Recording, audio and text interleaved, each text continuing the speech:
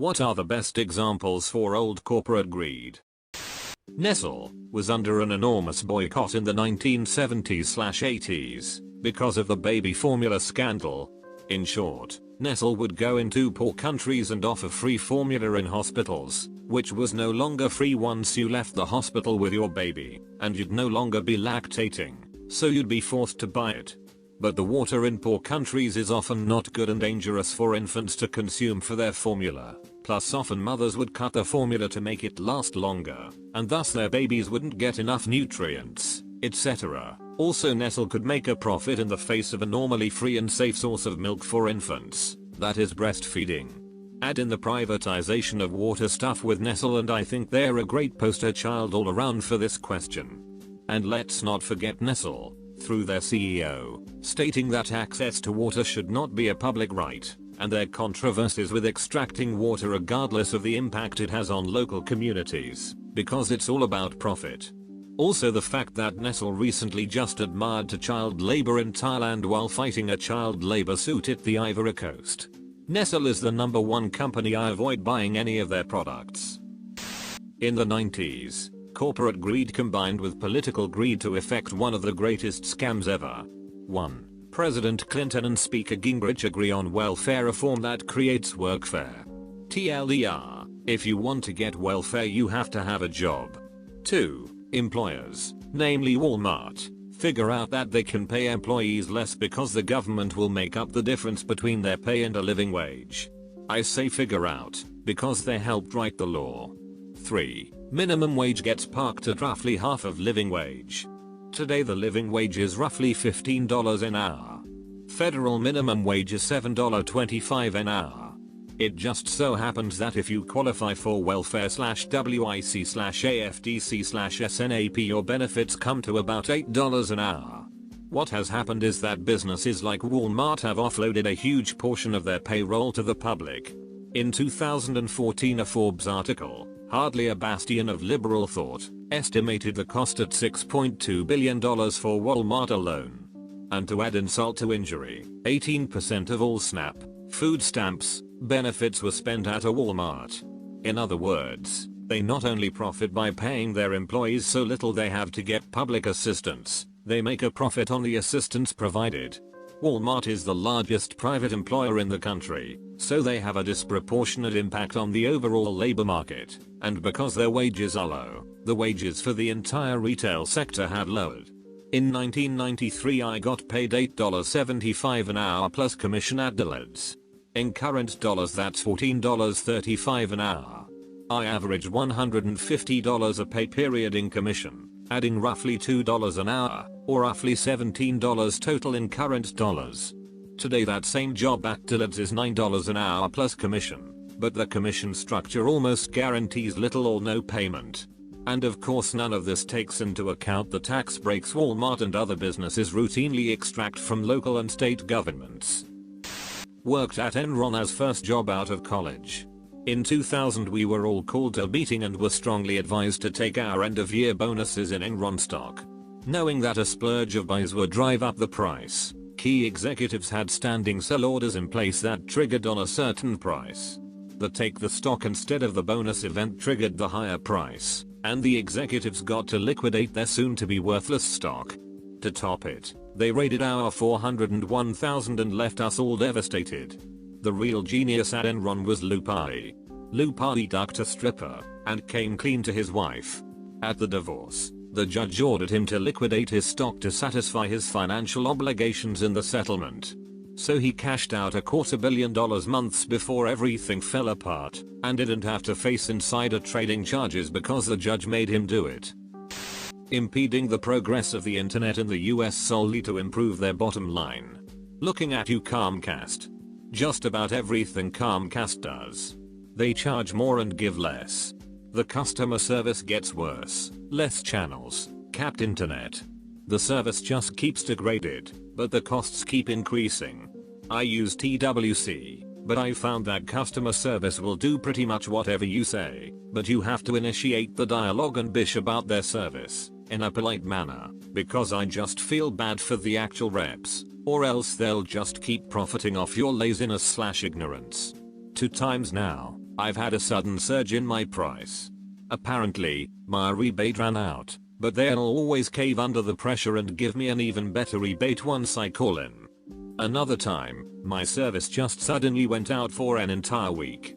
I got a new router, didn't help, so they had to bring someone out during my work hours. Of course, I was told they would be compensating me for all this hassle and lost service. When I got the bill, not only was it my standard rate, but they also added a service call charge for the truck coming out. I called in, bished, again politely, even suggesting they should compensate me the hour of work I missed. The poor app ended up slashing my price for the month to basically nothing. Again, they will duck you, but only if you refuse to stand up for yourself and just lay there with your panties at your ankles. Not a very ideal business model for the customer, and I don't respect these companies, but you just have to be firm with them. And, no, for the last time, I don't give a shit about TV and phone, and I don't actually believe your name is Greg. UK Home Secretary Theresa May is busy trying to force police forces into privatising core functions, like control rooms, custody detention facilities, by reducing funding. Her husband is a major shareholder in G4s, so she stands to gain massively if G4s wins lucrative police contracts. Somehow this isn't a conflict of interest and she is allowed to get away with it. My boss was facing a £3,000 bill to renew a safety license for our in-house cafeteria. He decided to close it instead, immediately firing the 2 kitchen staff, and 50 other staff, losing all meal options. A week or two later, he then blows £30,000 on a marketing campaign he was repeatedly told would fail, and we wouldn't recoup a single penny of the money spent. It was a total waste of time. He thought it was worth trying anyway. Totally doesn't mind wasting money away, and can afford to, but won't spend a penny on staff if he doesn't have to. Can't quite figure it out. Sounds like the owner of a fast food company I worked for. He never fixed or replaced broken things, paid as low wages as humanly possible, and cut hours left and right. Yet he couldn't figure out why almost all his workers were criminals and pillheads, or why he was losing money because of quality issues. There are a lot of infuriating examples in this thread, but I'd argue the worst cases are those which are harder to see. Many products are designed specifically to be more expensive to repair and easier to break, simply to force a customer to buy a new one sooner than they might have needed to. The amount of waste, both environmentally and economically, from this type of practice, taken in aggregate, is staggering. In practice, even though the GDP might be higher, it does not help the economy because the money does not go as far on inferior products. The amount of resources wasted, the pollution created, and the labor misallocated are all costs we pay, and all for a worse economy. But it will continue to happen so long as it is in each company's best interest to hide the true cost per use from consumers to artificially inflate the number of units they sell, even as they as companies spend more than they need to, because they need to buy goods from other companies doing the same underhanded trick. I worked for WorldCom when the walls came down and the whole scandal happened with Bernie Ebbers. Not 10 minutes after that scandal happened, the VP of sales flew out to my office and straight out asked me which of my large customers they could get away with overbilling. I told him I'd have to think about it, but my customers were typically structured in a way that they would notice if their bills had any variance to them. This was not true. I had a dozen customers who were excellent candidates for overbilling, but I wasn't about to wreck my reputation in the industry for these greedy bastards. A couple of months later, 3 of my customers called me complaining that their bills were wrong. It was blatant too.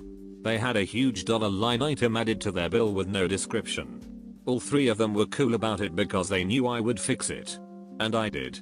I looked into some of my other large customers, and they were overbilled too, but they hadn't noticed it. I had those fixed too. My wife's Hyundai has a remote start function, but you can't just use a key fob to use it. You have to pay them an annual subscription for BlueLink and use their smartphone app to start the car. Also, it's not included in the base rate for BlueLink, but rather in the upgraded package. It's several $100s per year. My company went public a few years back. CEO announces that there will be no raises that year, to ensure a good report for our investors. However, there will be bonuses. Hey, alright, cool. If you don't understand why this is shady, it's because executives mostly only get paid in bonuses and stock. So he and his pals all cleaned up, made a few mil, got a few $100,000 stock options. Sure, we as regular employees also got a handful of shares, 50 or less, and an okay bonus, think 5% of salary. However, we as regular employees rely more on raises to keep our future net worth going, as that small bonus is a drop in the bucket compared to what they got, long term. And, friends, this is how every public company is run. Welcome to the fun. Comcast trying to charge me 14 months in a year. Every 5 months or so, Comcast will push my billing date ahead by about 2 or 3 weeks, expecting me to pay it earlier or cutting off my services for delinquent payment. Whoa, is this for real? Yes. They do it to me more than twice a year. They've even cut us off, then wanted a restoral fee because they decided to move the billing date forward or back a week. Report them through the FCC complaint process. It will get escalated to a special Comcast group, and you can easily force them to stop and give you back any money they shouldn't have charged.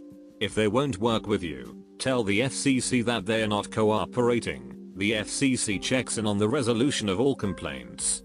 Source: I just had to do this because Comcast was refusing to activate a modem I owned, even though it was compatible. It still didn't get activated, but they did reimburse me for the cost of the new modem that I was forced to buy. Tom Shoes. They come off as a charity, but they are in fact a for-profit organization. They sell $4 shoes for $60, but each time they sell you a pair of shoes, they give one to a child in Africa. Sounds good, right? But if the shoes in total cost $8, where does the remaining $52 go? Also, they use what is called poverty porn. They find the most extreme cases and make it look like the most common. Most children in Africa have shoes, and really, shoes are the least of their worries. You might worry about your shoes, they worry about mother ducking malaria. Also, giving free shoes to kids means local shoe salesmen go out of business, and this is ruining the local economy and community. But the kids don't understand those ramifications, so they gladly take the shoes. The Ford Pinto case. Pinto was a compact car launched in 70s. Ford was under pressure to launch it as soon as possible to compete with imported cars. Security checks revealed that the cars had a major design flaw that made it vulnerable to catching on fire. Knowing this, they still went with production because a few assholes did a cost-benefit analysis that stated that the expected cost of lawsuits, calculated by approximating the number of such incidents multiplied by 200,000, the value of a human life, was less than the cost of repair on all items, $11 per car. If that isn't assholery of the highest degree, I don't know what is. The ATM scam. Banks started putting in ATMs to reduce lines at the banks, allowing them to hire fewer tellers by offloading simple tasks, typically withdrawals, to machines. They saved millions of dollars that way. Then someone decided they should charge money for using the ATM, giving, not earning, the banks billions of dollars. The banks justify it by saying there's overhead involved in ATMs. There's no way that the overhead is that high, and their profit sheets corroborate that. Edit, ITT, lots of people missing the point.